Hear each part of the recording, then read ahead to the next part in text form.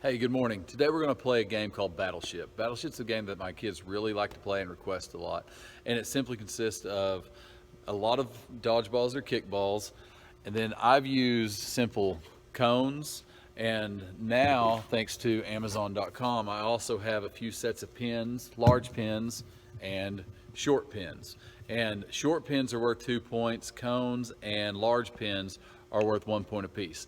Now, the goal of this game is students will kick their ball all across the court trying to knock over the opponent's pins. We have pins set up on both ends of the court and cones, and students will kick them back and forth trying to knock them over. After about 2 or 3 minutes, I'll yell funny freeze or one of my cues, and the students will stop. They'll line up on their side. I'll go across and count how many pins were knocked over and how many points each team has, and then we'll declare the winner that way. Students love doing this. They're very active. They're running up and down the court a lot. They're kicking a lot. They're moving their feet. They get a penalty and have to do 10 jumping jacks if I catch them using their hands, so they try not to use their hands too often.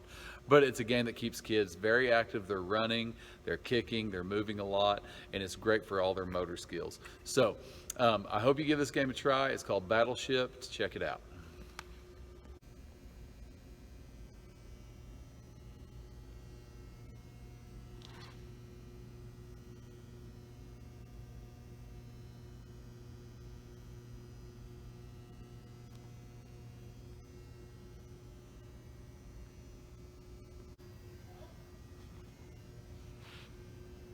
Go!